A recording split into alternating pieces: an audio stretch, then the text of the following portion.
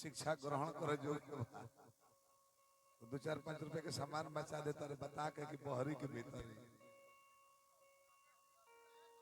hello मैंने खोल दो अब हम निकले कि हो नहीं कहे और पत्रकार की अश्लील मत गई ऐसे कोई जानते रहे कहे तो हम कहते कि हम तो प्रजा हैं पहले मुख्यमंत्री के सुधार लो जाके कि ऊ का बोल ले पड़े वो सुधर जाए तो हम सुधर जाए दारू बंद कर दिल बोलो दारू हर जगह चलता 500 की जगह 1000 दे के बिहार के अर्थव्यवस्था गड़बड़ कर दिलवा नीतीश जी सारा धन बिहार के जा रहा उत्तर प्रदेश में अगर बिहार में दारू मिली तो धनवा बिहार गवर्नमेंट के फायदा होता है 6 रुपया महंगा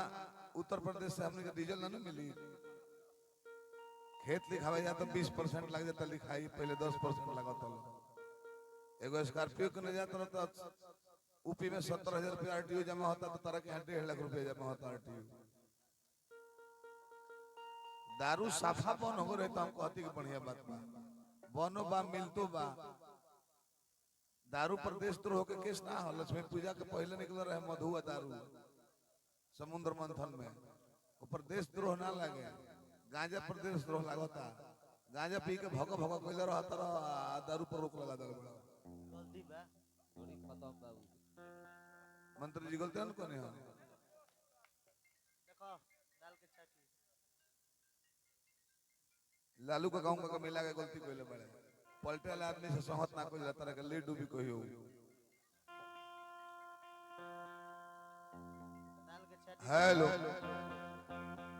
बड़का स्टैंड दे देगो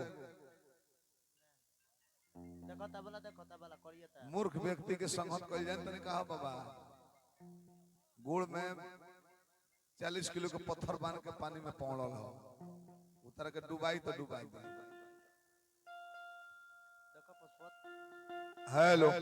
तने खोलो मेन का और खोलो ओहो भाग्य बा हमने के